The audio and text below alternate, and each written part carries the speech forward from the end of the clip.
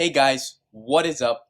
For those of you who are new to my channel, my name is David, and today I'll be doing an in-depth analysis of Nordstrom stock, ticker JWN. Now this is a stock that is trading at a market cap of $2.4 billion and whose business model has been heavily affected by the whole Rona situation. Nordstrom's business model focuses on selling high-end fashion products to their customers at retail stores as well as online. The company brings in revenues through two main segments, their full price and off-price businesses.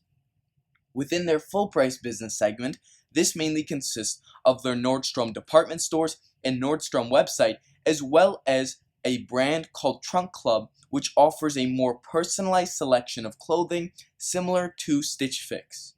They plan to integrate Trunk Club features into Nordstrom stores in the future and as well as online to create a more integrative and connected business overall. In regards to their off-price business segment, this mainly consists of their growing Nordstrom rack stores, which essentially sell Nordstrom items at a discount, as well as their online business focused at Nordstrom Rack to further distribution of excess inventory. Typically, the company likes to focus more on the full price segment of their business model. However, with everything going on right now, they've been able to leverage their off-price segment to further enhance their liquidity. This type of business model in the department retail segment is very unique, and in my opinion, this identifies a very large competitive advantage for the company going forward. That competitive advantage would be the high level of flexibility management has within the retail industry. You see, most retail companies don't have the same type of product leverage and integration that Nordstrom possesses. For example, if consumer demand for higher-end retail starts to diminish, like it has been, Nordstrom can then focus on expanding their off-price segment, and vice versa. Let's say the demand starts to increase in good markets. This essentially gives the company a lot of diversity and is a huge one-up on other department store competitors. While margins will be hurt when the company does shift to their off-price segment of their business, it also ensures that the company will be able to survive any large change in the retail market. In addition, the integration aspect of their e-commerce section of their business proves to add on to this advantage, especially given the downtrend of traditional department store traffic. The company's CEO actually has a very good sense of where the industry as a whole is headed, and Nordstrom has created flagship stores at various retail hotspots to allow for consumers to choose how they want to shop. I'll be going more in depth onto the CEO later in this video. But after all, going shopping is more of an experience for some than a chore, and Nordstrom has been able to build one of the strongest online department store brands and has expanded their e-commerce section of their revenues from 1/5 of all revenues in 2016 to comprise this year 1/3 of all revenues.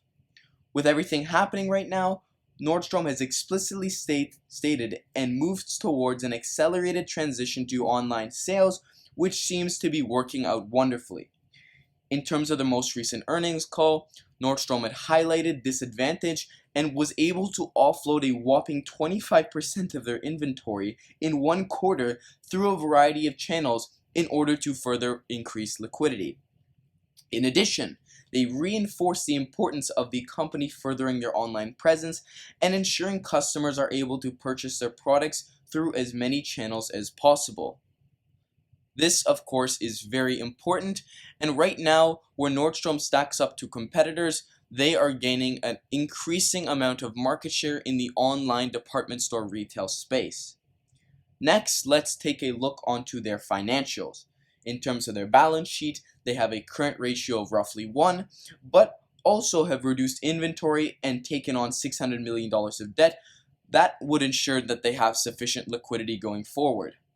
In terms of their income statement, their revenues and earnings have been trending way up over 10 years, but lately earnings have been quite stagnant, and their bad EPS has even been offset by a decrease in tax provisions. That being said, the long-term trend of earnings and a turnaround seem to be factors showing that future growth is not lost for the company.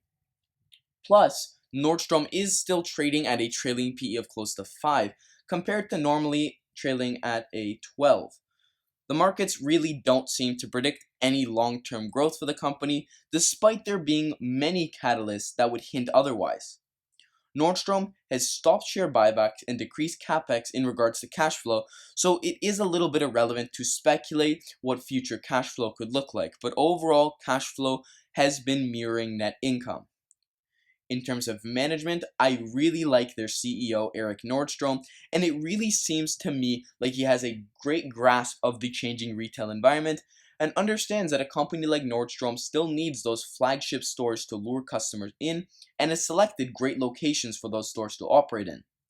He also makes a very good point in regards to consumer shopping preferences varying and that customers will not abandon physical shopping for retail entirely, and that it's also important for retail companies to maintain a good both online and physical presence to cater to both sides of their customer base.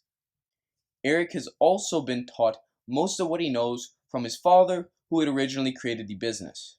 That mindset his father had instilled onto him seems to be very similar to Warren Buffett's description of an ideal CEO. Eric seems to prioritize the company's reputation, stakeholders, adaptiveness, and integrity, which are arguably the most important factors when looking for good managers.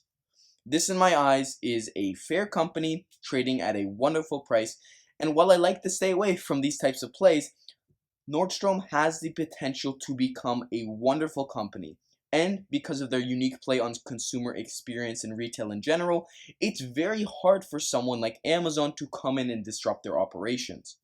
Additionally, Nordstrom has one of the best responses to the outbreak that I've seen in terms of selling their inventory, and the crisis overall has really propagated the fact that this company has done a wonderful job utilizing the networks that they have created for their customers. Going forward, as I had hinted, I really can't see this company going bankrupt or losing any market share at all in their niche, and I see this as one of, if not the best play on department retail. At current prices, I see this risk reward opportunity as very beneficial, and this offers a hefty margin of safety for investors. And in my opinion, it's a great time for investors to potentially start a position long on this stock. Any price under $20 is a fantastic buy in my opinion. And that's going to wrap up my stock analysis for today. As always, if you've enjoyed this video, please be sure to smash that like button and subscribe for more stock analysis videos. And also, let me know down in the comments what your thoughts are on Nordstrom and the retail industry as a whole.